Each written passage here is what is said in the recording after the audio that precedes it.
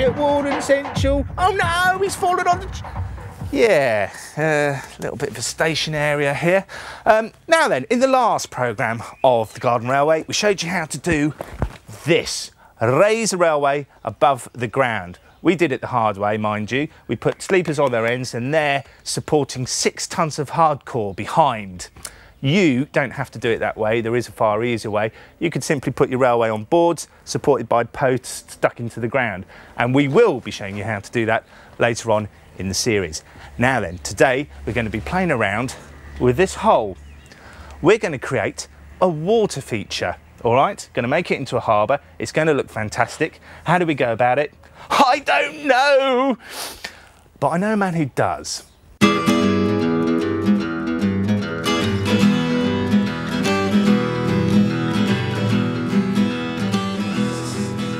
As Samuel Coleridge wrote in his famous poem, The Ancient Mariner, water, water everywhere.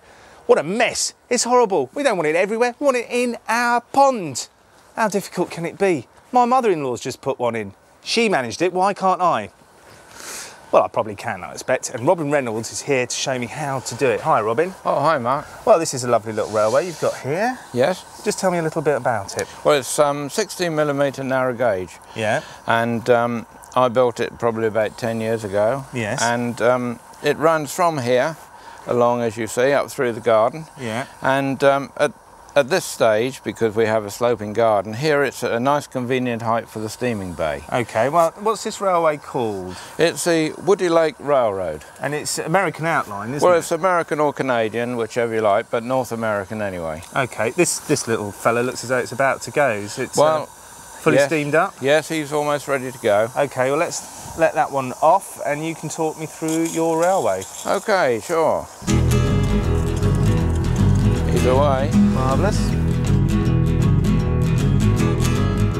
Well, let's just go through what you've actually done. You've built this base for the railway, haven't you? What have you constructed that out of? This is made out of old scrap electronics cabinets, and I was able to build this supported on scaffold poles, which are concreted into the ground. Yeah. And then the track is laid on the top of that. You built the track, didn't you? The track is built from purchased rails. Yeah. And Black Dog Gulch here, that's the name of the station, isn't it? What did you build? You've built that, obviously. What have you modelled it on? Well, that was based on a picture that I had of a station at Shasta Springs in California. So basically, you've built everything on this layout? Well, yes, even the little bike shack over there. I'll tell you what I do like. I like these points over here. You know, it looks as though an enormous amount of effort's gone into those. Well, a lot of effort went into that crossover there. I spent about 80 hours in the shed working on that. Really? But it's really important, but so that we can get a continuous loop around here and also get a return track for the locomotives. Okay, well, this is absolutely lovely, very interesting. However, we are here today to learn about water features and, you know, the Woody Lake Railway. Where is this lake of yours then, Robin? Well, come along, I'll show you. It's this way.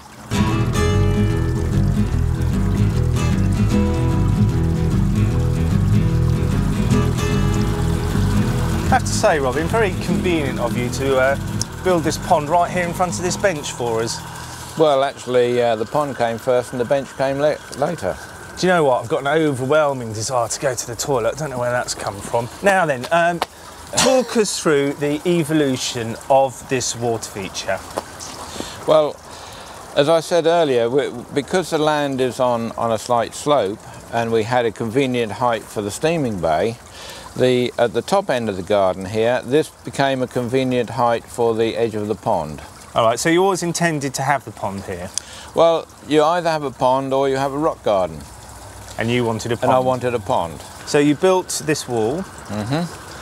And you know, how did you work out the radius and what have you? Well, the radius, the curves are based on 4-foot minimum radius on the whole railroad.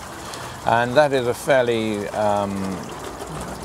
it's a fairly acceptable curve to use. So did you build the wall and dig a hole, or did you dig a hole and build the wall? Which way round does it go? Well, we built the wall first. Yeah. Then we got inside the wall.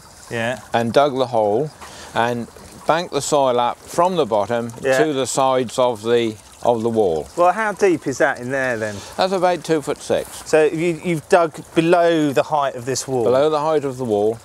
And what in the earth from that? The earth from that made up the banking up to the wall. I see, okay. And then it's just a matter of putting the lining in, is it? Well, we lined it first with some sharp sand to give it a soft surface, and then put in some old carpet felt before we put in the liner. Yeah. Is this liner then here, is this expensive stuff? It's not too expensive, no.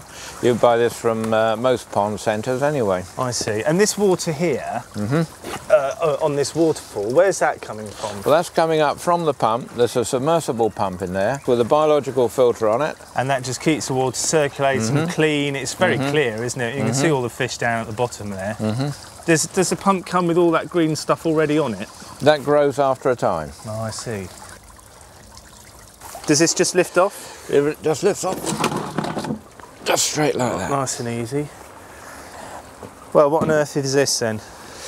Well, this is filled with filter gravel, which you can get from the from your pond supplier, and these two pipes have got holes in them, drilled in them, and the water filters up through there, through the gravel, and overflows from the top. And so that's pumping around continuously. The fish seem happy, and we can see the fish, so that's obviously working. And what's happening underneath old Rowan Bale there? I did have a problem with the water went a turgid green, and that covers up that nasty looking UV filter. Right.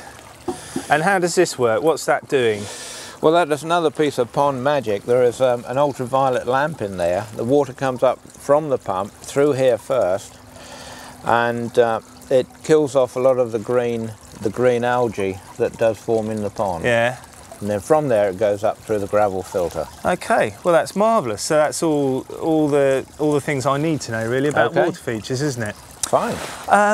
Can I use your loo? Why not? Thanks very much. Where is it? Through there.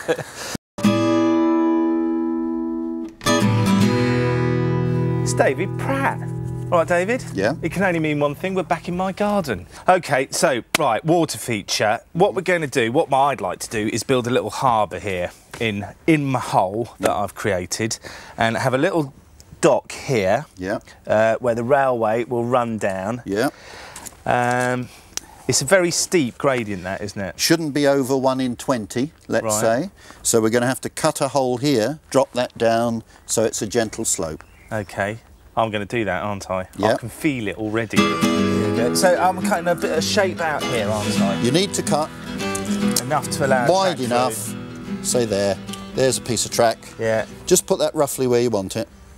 There. About there. Yeah, that looks good. Yeah? Looks good. And just go down. Yep. Stand by.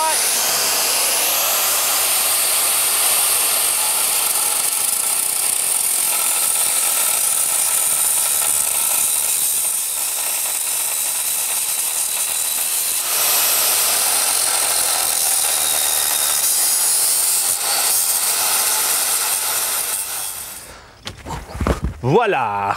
I don't think this is the right hammer, actually, David. It'll do. Yeah. I should be a big head, shouldn't it?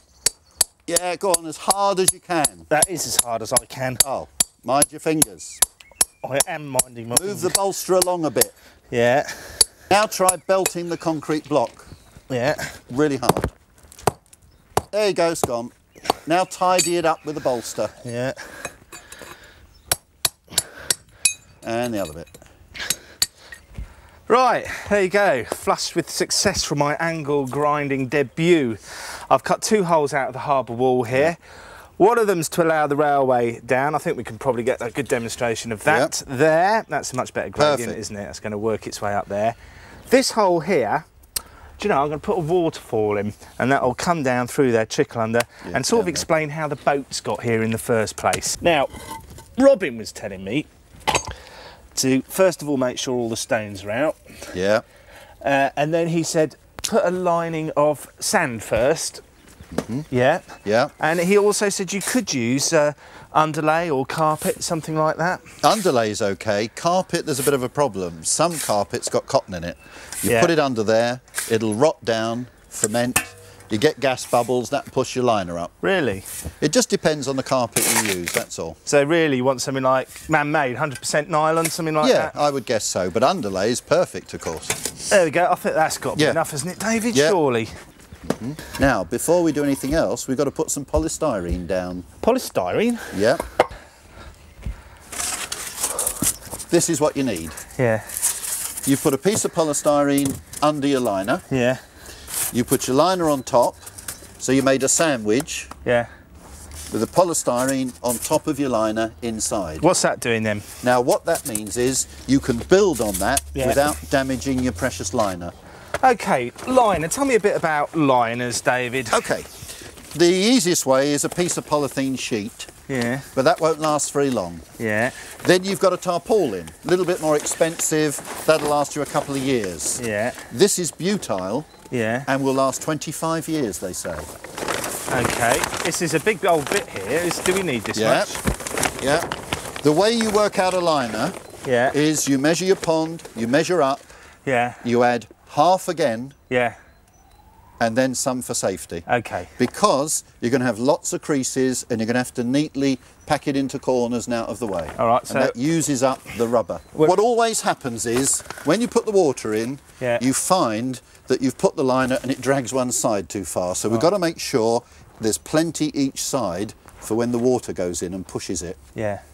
So what's the next step now, well, David? This is what we're doing. It needs to come more to you.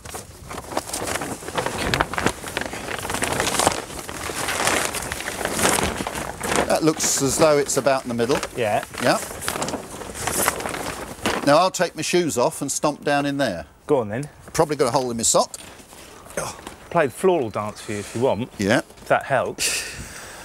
There you go. Is this a traditional method? This certainly is. Yeah. I bet you wish you'd put your other pair of socks on. I certainly do. Yeah.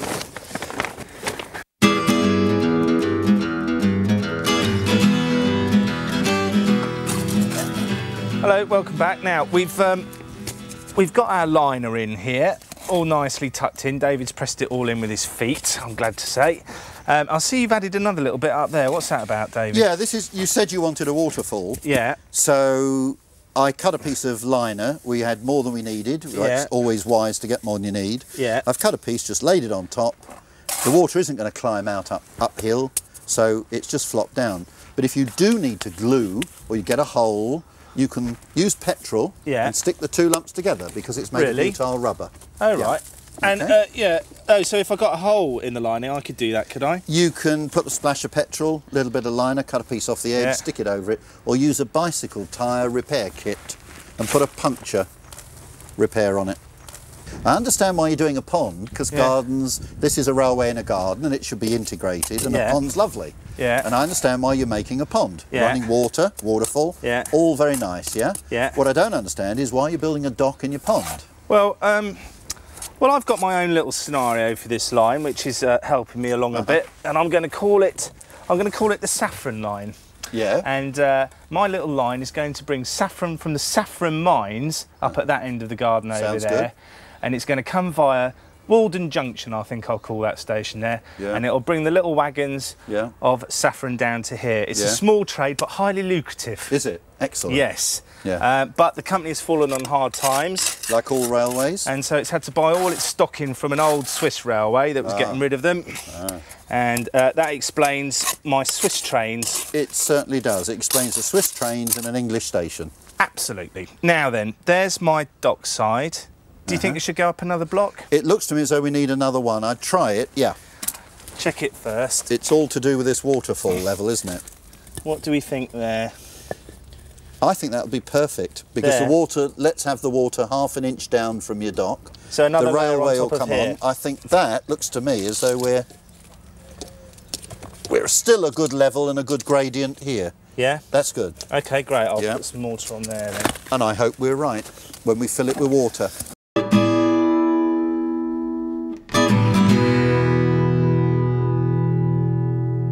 My name's Dave Savage. This is the whole Coppice Railway. We had just a little terraced house, and I had this in my backyard, so we transferred it here, and it's just compact, and I just rather like it. But unfortunately, my missus won't let me expand anymore. But I think we're working on it, because my next door neighbours are very, very interested. The railway represents, well, my own imagination really, more reality than anything else. A little whimsical, but I can run anything on here really, from BR locomotives to American locomotives, obviously to German locomotives. And I just enjoy it tremendously. It's great. This little locomotive is what you might call a cut and shut job. It's an American Mack locomotive that I've just painted and done up myself. I think that people think that garden railways are expensive, and you know, I mean, that there has cost me less than £30. I love my buildings. I think they're absolutely superb. I mean, it's 3/4 of the hobby to me, especially scratch building, you know, getting bits and bobs and what have you. I mean, it's a great challenge really. It really is. Because I could keep going around saying, "Hey, slate, can I have it?"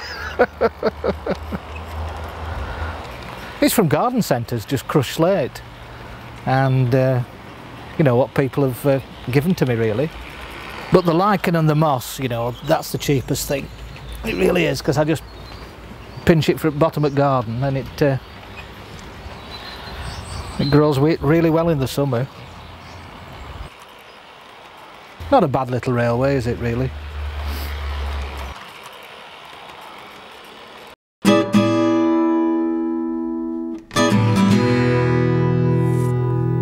Well, we seem to have reached a little bit of an impasse here on the old harbour scene, because I've got to let my mortar set off. So what are you doing, David? How comes we swap places here? Well, you did the building work, yeah, and very well. Yes, of course. And because it's the Saffron line and it's a little old railway, I want to give you a stone dock, an old stone dock. Yeah. So I'm going to put a few lines in here in a second. Yeah, let's see you do that then. Okay. Oh yeah. So if I do that. Yeah. And then just shove that in there. Oh, I see. We make some stones. Are you happy doing that? I am. Right, I'll leave you to it then. Because over here is what we in the trade like to call a bilge pump. All right? Why have I suddenly leapt over and done this? Because I want a waterfall in the back of my harbour, and this is going to provide it for me. Now, good thing about this bilge pump, it comes from a yacht owned by a friend of mine, so it was free. And the second good thing about it is that it operates at 12 volts, which is exactly the same as the railway. Now, the water is sucked up through the bottom bit here of the bilge pump and is thrust out here through this section. If we put a hose pipe on there and run it up to the top of our waterfall, it should all work. Now, a word to the wise. Electricity, water and the great outdoors, not a great mix. So, if you don't know your electrics, find someone who does to install it for you. Now, I've got a transformer here attached via a circuit breaker, and so if anything does go wrong, that'll cut out, and I'm making sure I've got the pump pointed well away from me, and we'll see if we've got us a waterfall.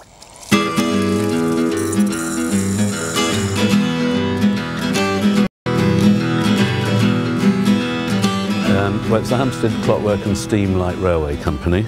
It's actually a shelf railway. When we came to this house, it was going to be absolutely impossible to transfer the railway, and till I had the idea of putting up a trellis around, and so we could actually put the shelf on the trellis.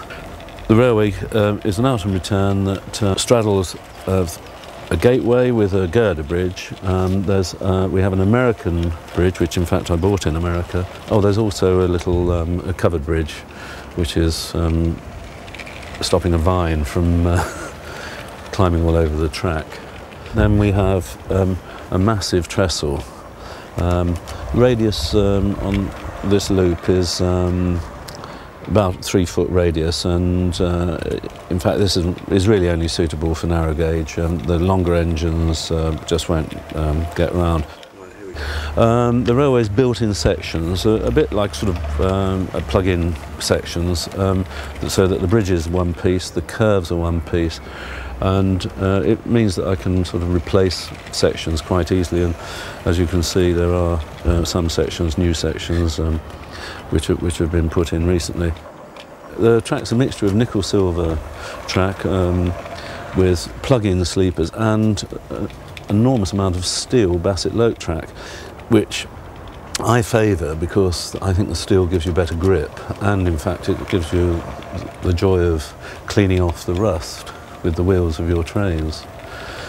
It's laid, much against everybody's advice, on planed wood, softwood, and everyone will tell you this is the worst thing you possibly could do, and I can say only after 10 years have I actually got evidence of it not really behaving, if you like.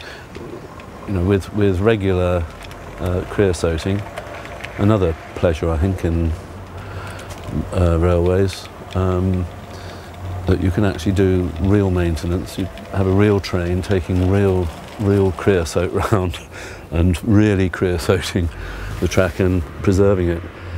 I think it does show that there's almost anywhere you can build a railway.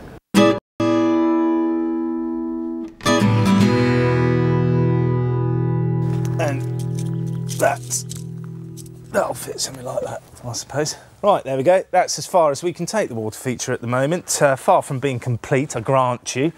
But the other elements that we need to do, modelling-wise here, should be integrated with the rest of the Garden Railway. So we'll be coming back to this later on. OK, a couple of points to mention though before we leave it. Cement dust at the bottom here has gathered and looks quite deep actually. If you're thinking of growing any sort of plant life or having living creatures like frogs and toads around, you're going to need to clear all that out. Very alkaline, it will kill anything. And the other point to remember is leave yourself some sort of soak away. Any heavy rain, this pond is liable to flood. My soak away is here underneath this slab where I've left a planting area for, I don't know, a conifer or something like that. If the water table rises, it will come through this channel here and soak away under there. And the last point, good way of holding the line down around the edge, mortar some of these rocks to it. And those rocks give you some sort of indication as to what we're doing next on the Garden Railway. Come on!